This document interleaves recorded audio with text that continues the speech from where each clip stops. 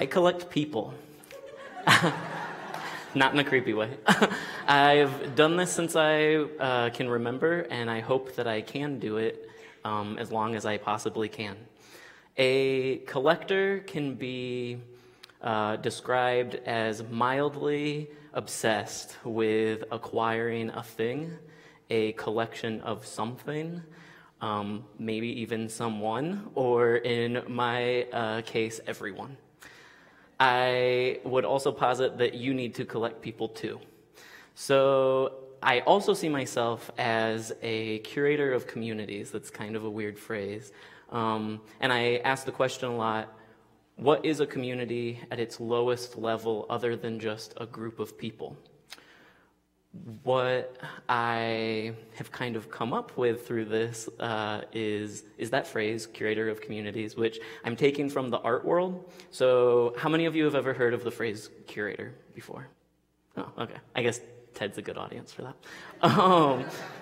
So a curator is usually someone who's trying to delve deep into the meaning of something and draw connections between whatever that thing is and its environment and understanding the context between the two. So when I say that I try to curate a community, basically I need to meet people. I need to know who those people are in a real way, not just, hey, yo, we're at this thing together. And then I try to understand their context with everyone else around them and their environment, and then make something happen. So first off, here's a chart of an image of pretty graphs. It has nothing to do with anything. All of this is made up as far as my experiences through life. You can't really get an education in curating communities, and there's really no research that, there's research, but it's basically just not being mean to people, talking to everybody, and then having a really strong intention on what you want that outcome to be.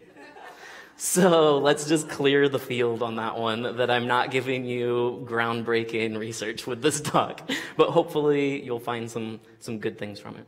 So what do I mean by community? It's used a lot. We've been talking about it all day long, pretty much, but when I talk about community, I don't just mean the group of people that are around you. Like today, this could arguably be a community of 300 people. But when I talk about community, I really mean the people that get inside your head and basically make you feel alive, make you feel. The people, to riff off of Bernadette, the people that make you feel sexy. So community means a really specific thing. You might have 2,000 connections, but your community is probably much smaller than that. Also, just to kind of clear the field, I guess, this is through my lens from my personal experiences, my education, and my profession. So I'm going to try not to be very boring, but if you will allow me, I'm going to give you kind of an abbreviated version of my life in the next however many minutes. So this is me. It's like circa 1987, I'm going to say, and I'm like 2 or so. And this was actually taken about a mile away from where we are right now. I grew up around here. I grew up in a small family, just my mom, my dad, and my sister.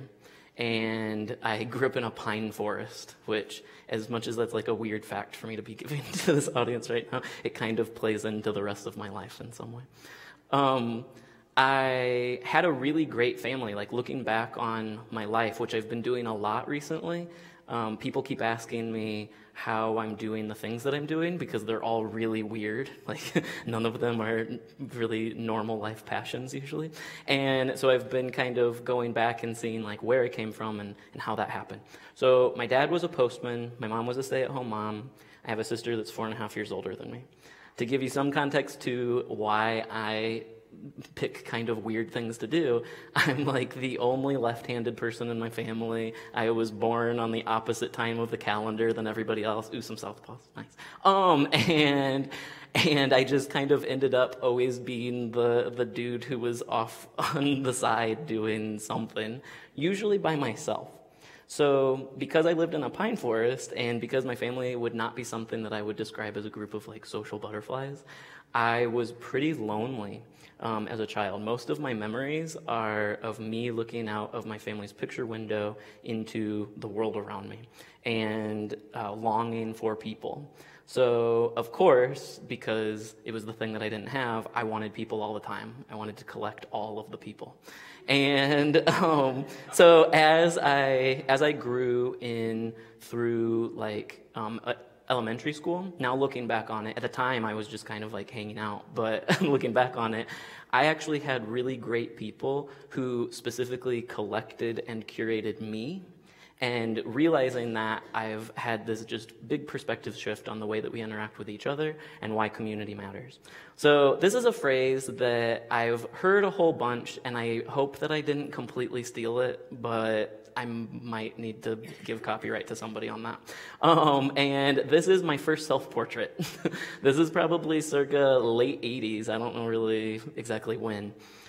Despite how creepy it is, I had a great childhood, and those people that kind of collected and curated me were extended family members, friends of the family, and teachers. I was very, very lucky to have some cool teachers in my life throughout all of my education, or early education especially. This kind of, though, leads to the complicated nature of community. So we always talk about community as though it's the most amazing thing. Like, you got to be part of this community, or if you don't have community, then it's horrible. I don't know. Just kind of, we always see it as a positive thing.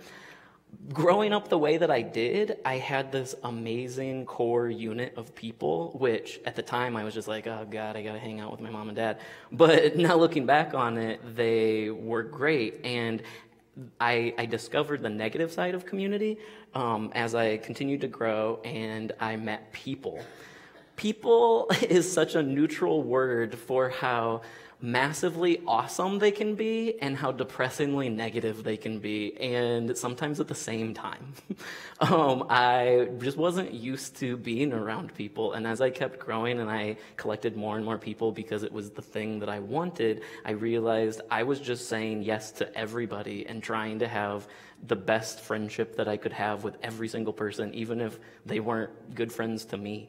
So going through middle school and kind of late elementary and middle school, I really began to fall away from people. I stopped collecting people. I stopped hanging out with the people that I collected from then. And I then, as you did in the late 90s, fell in love with my Nintendo 64. So this kind of represents isolation. Isolation, I see it as the opposite of community. It's the thing that, it's not just that you're alone, like my childhood was lonely, but I wasn't isolated, if that makes sense. Isolation, a lot of times, is also something that you do to yourself. I isolated myself because I just didn't really like the people around me. Also, going through puberty, that's like the worst thing for everybody, so I'm sure that that had something to do with it. But I essentially had to kind of get rid of a lot of the groups that I had surrounded myself with at this time, and I've always been a very self-reflective person, so even in middle school, I was just like, oh, this is so, like, heart-wrenching, and I don't know how I'm going to do this, and now I feel very, very isolated. That led to me just being very unhealthy. It led to insomnia, which I still struggle with, and at the time, just kind of a pulling away from society. So then I found my people, and this is something that I really stress as one of the most important things. I would say that and saying yes. When life gives you a choice, you have to say yes. My grandma was the person who represented that to me the most. Her name was Lois, perfect grandma name, and she got in a really horrible accident, and that allowed her to have the perspective in life of, I'm going to do every freaking thing I possibly can for the rest of my life. I lost her kind of as a young kid, but I was able to retain that. So yes, this is my friend Gretchen. This is probably 2003. She's in a nun outfit, she's riding an exercise bike, and that is a cardboard cutout of Hillary Clinton. So you're not seeing things. Think about this area prior to all of the suburbanization that's been happening here. It was basically just a whole bunch of lonely teenagers in a rural setting, not having anything to do. It was either do drugs or be ridiculous and have fun with each other. So we ended up doing photo shoots and doing ridiculous videos and making art together, and that's really how I got into the art world. As crazy as it is, I feel like this photo represents my entry into the art world, probably the best. But wherever you are, whatever you're doing, find your people. So as high school progressed and I went to college, I thought, I've got to go to college. That's a community that I have to be a part of. I feel like that's another instance where we see the word community and we say we have to be part of that. Some people just aren't supposed to be there. I am one of those people. So I was going to a local school, and against pretty much the will of everyone in my community, I turned down scholarships eventually and left. So I have still yet to graduate from college. What I chose to do, as everyone would rationally, is move to New York City, where I knew 3 people. And really, I just wanted to find my people. I thought that at that time in my life, I kind of thought I would find a community in New York. And I was pursuing the art world as heavily as I possibly could. So I talked to some artists over the internet, said, great, you don't seem like you're going to kill me, I'll be your intern, and moved to New York. I lived in Harlem on 149th and Adam Clayton Powell at the end of the 3 train for anybody from New York. And it was completely different than anything I'd ever experienced. My neighborhood, my street, was primarily Dominican. I was one of 3 light-skinned people on the entire block, and I didn't speak Spanish. So it was awesome. And I got to meet everybody, and everything was different, and the food was so good, and everybody was really nice because, again, there's no real special magic to this. I was just nice to people and asked them what their name was and where their family came from and why they were there. And people tended to be pretty friendly. In New York, I found this amazing thing of anonymity. And while that seems like it might not lend itself to community, it's actually the perfect thing for community. You can do whatever you want to do. I can just go up and be like, hey, do you want to be friends? Nope, see ya. And just kind of do whatever. So this led to me making a lot of different friends in very different ways, including meeting them on the subway, in a park, just wherever. If I held the door for people, which was like Midwestern upbringing of like, I need to be nice to everybody. Usually it was like, what are you doing? Okay, I'll be friends with you now that I know that you're not doing anything bad. This was something that was very new to me. I am from here originally, so I ended up kind of knowing the people in my circle, or if I didn't directly know them, I knew that they would recognize me. And so you don't want to be embarrassed, and you don't want to do whatever, and it kind of blocks you from actually building a stronger community.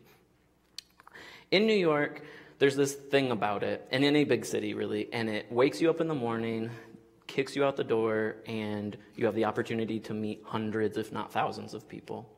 I think I might have just shut it off. The thing about that I loved was I got to explore pretty much the entire city also. So I lived in Harlem. If anybody is familiar with New York, I lived in Harlem, which is the top of Manhattan, basically, and I worked in Red Hook, Brooklyn, which is like pretty far south. So I had to know my way through almost all of those neighborhoods. Later, I worked for a collector on 5th and 57th, which is essentially like the heart of rich people. And so it was very interesting, one, coming from a middle-class family in Indiana, going to a relatively impoverished area in a neighborhood in New York, and then riding to work every day and basically seeing luxury brand stores and people just kind of dropping tons of money on the way there. What I realized from that, though, is community transcends everybody. those people, like I got to meet a billionaire, which is kind of cool in one sense, but then you quickly are just like, oh, you're just an old dude. So there's no real thing that separates you really from people in that way. From that, though, I gained a lot of confidence, which maybe is a bad thing. And I really wanted to pursue a dream that I always had of making Fort Wayne cool, basically. And not to say that I thought that Fort Wayne was horrible. I love the city. I don't know why I love the city as much as I do, but I knew that I wanted to make it better. So that led me to move back to Fort Wayne, and I used my skills of meeting people in random places and met someone in the audience who you're actually going to hear from later today, Courtney Tritch. We met in an alley talking about an art event. We immediately compared stories of the cities that we came from, hers being Chicago, made a ton of irreverent comments about the world, and I was just like, I found my people, and went on. As fate would have it, I then worked with her at the Downtown Improvement District, which the DID, as we affectionately refer to it, and our job was to make downtown into a great space, and not just a space that you were like okay to be in, but a space that you really loved and that you cherished and that you really wanted to be in again or as much as possible. And that was great for what my kind of my weird background, my going all over the place background was. I just had to go meet a bunch of people, figure out what they needed, and find that for them. It turns out that's called economic development. And so in New York, I worked with businesses. I'm kind of playing this up a little bit, but basically economic development is figuring out what people need and getting it for them. So I continued to work there. My job kind of changed over the 4 years that I was there, but I felt good.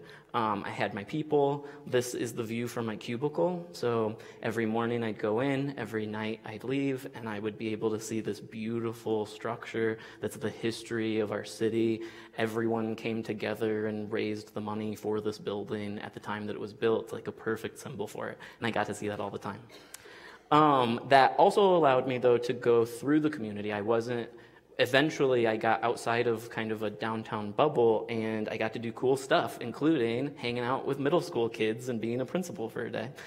Again, this instilled my rule of communities for everybody. Little kids don't care who I am. They were just like, we're doing art. Can I tell you about it? And I was like, yes, let's hang out.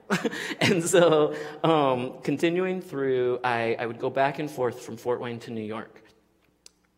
I loved this scenario. I was so in my zone. I was able to come here, be with people that I love, be around my family, because I do have a pretty close family. It's so small that I really miss them if I'm not around them for a while.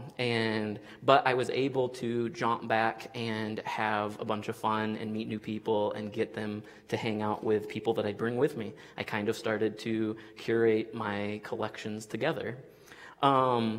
Of course, I should have known that equilibrium wouldn't last that long, and so community happened, and someone that I met years before was in China, and I was offered the ability to participate in a curatorial residency. So there's that word again, and this was specifically to find ways to connect the Chinese art world and the American art world and kind of curate them together. Did I do something again? Sorry if that's me. And so, of course, I said yes, using my rule of always say yes. I went to China, and that's awesome because I don't know Mandarin. I'd never been in a foreign country before, and I really didn't know what I was doing necessarily. I have an art history background. I understand the roles of a curator, but this was with a big curator dude that I really wanted to impress, and so it was kind of terrifying. Again, I used my thank you so much. I'm sorry if I'm doing this. Maybe not. So I used my rules of find my people. When I got there, I was talking to There we go. So I was talking to my cohort of people within the residency, and then I learned really amazing phrases like, and I'm probably going to butcher these really bad, but wobu shur da kwan, which is I am not big money, so that I could haggle with people, and ni tai bang la, which I believe is something like you are awesome, and I would just yell it at everybody and then try to be friends with them if I possibly could. And in a city of millions and millions of people, I made friends, and I am still friends with them. This is my friend Diane, who was part of my group, so I didn't just yell stuff at her and then become friends.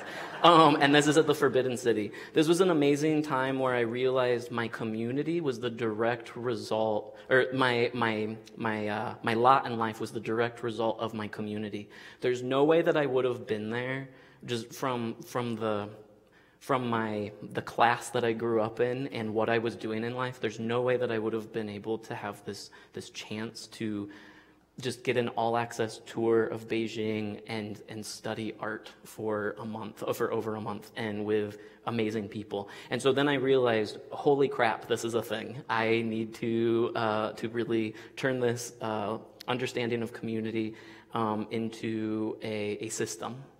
While I was there, I developed a quick family. This is another little thing that I kind of have fun with. So, you know when you're in like a classroom with somebody and you have to be there? Like you guys are at tables, so like you have to be nice to one another kind of. I don't know if you guys know each other, but if you're mean to each other, you're gonna just be total jerks. So you kind of have to be nice to one another, but you might not actually like one another. And it's just the truth. And there's groups of friends that you have in your life because of proximity. And then you kind of are the key to that. You can either love those people and make them your family, like bring them in and make them your community, or you can just be like, see ya, like TED's over, I'm never gonna talk to you again. and that was one thing that China really gave me. It was the only instance that I was just thrown into a scenario with people, and basically my life depended on them because I had no idea what I was doing or where I was going most of the time. So that was kind of a new scenario for me. All of this, again, gave me kind of a confidence boost, and I came home again. This time I realized I needed to do something that I'd been trying to do for a while. So while I was working for the DID, I had been looking at over 84 buildings in and around our downtown to find a space that would house a contemporary art center. This is a during renovation photo of Wunderkammer Company, which is that space. I finally, when I moved back, I was just like, you know what, perfection isn't real, and I just need to get something, and I need to make it awesome. And so I essentially started quitting my jobs so that I had time to do this. I purchased a building on Friday the 13th of April 2012. No big deal. And then renovated the building over the next 8 months. And turned that into a space where people could essentially love art and meet one another. So then I found another double-edged sword kind of community. When you get really involved in your community and you do a project that is hopefully going to impact everyone in your community, you kind of don't have any time for anybody again. There's a ton of work to do. So in addition to renovation, I was curating all of the shows, curating all of the shows in the space. I'm also cleaning toilets. I'm also repairing things in the building because it's a really old building, and shoveling snow because it's way cheaper for me to shovel snow than it is to get a service for it. So I kind of realized that, okay, this is great, but I'm also sort of losing people. We've had over 46,000 people through the building since we opened the doors, which I love. That's such a big community, a group of people that I can be with. But at the same time, I can't actually know any of them.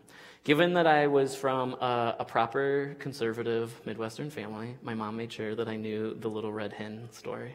I'm wondering if everyone's familiar with this story or not. Basically, it's about a hen that's doing all this work and everybody else just wants to eat the food. And then when the farming season's over, she has been super productive and no one else is allowed to eat. So basically, those thoughts have been going through my head since I started this thing. I was now intimately touching my community, and I knew who the people were, and they knew what I was doing. And I was like, wait a minute, I'm doing all of this work, and I'm essentially not eating the thing that I'm producing. It's a nonprofit, so that's just the way that it goes, kind of. Obviously, nonprofits can be managed better probably and make more money, but for the most part, like, I don't own anything. I'm just part of this nonprofit. And this concept kept going through my head: is it worth it? Should I be doing this much work? And it's a lot of work. And ultimately the answer is yes. And I'm realizing that it's always worth it to build a community. It'll never be apparent to you from the beginning. People suck a lot, and so you're gonna get screwed over at some point. But if you follow some of those, like, kind of key ingredients to life, I'm not one to slide, please. There you go. I'm not one to follow rules almost ever. All through my life, I've found rules and then said, no, thank you. And however, I would like to give you a couple of pieces of advice that I found throughout that whole story. Number one, always say yes. If I wouldn't have said yes, I wouldn't be doing any of the things that I'm doing, because someone would just slide into my life and be like, hey, do you want to go do this thing that's going to change your life forever and is going to allow you to help a whole bunch of people? And I'm like, okay. And then I would continue. And at any one of those points, I could have been like, I don't know Mandarin. I will pass on this. I am afraid of New York. I got mugged when I was in New York, actually. So there are things that are scary about some of those issues. But you just have to basically say yes. Two, and this one, for the love of God, collect everyone. Don't be really specific on who you're collecting, because the people that you think that you want to know probably aren't going to be the people that will help you be the person that you want to be. It's going to be the random person. There's another person in the audience that I met in a park in Fort Wayne, and she and I are going to do some really great stuff. And I didn't know her from anybody, and I just said, hey, let's talk about art. And it has taken us pretty far, I would say. So always collect people and collect everybody. 3, don't isolate yourself. It's something that is going to happen. You're going to be in isolating situations, and you need to be able to identify it and fight it, because isolation is going to corrupt whatever community you have eventually. And 4, don't let the bastards grind you down, which is this slide. Just keep doing it. I have way more failures than I have successes. I have a litany of failures, and big ones that no one really cares about. Like, I've realized that more than anything, that no matter what, if you're just doing things for a community, it doesn't really matter if you fail, because that whole time you're meeting people and you're becoming part of that community. Thank you.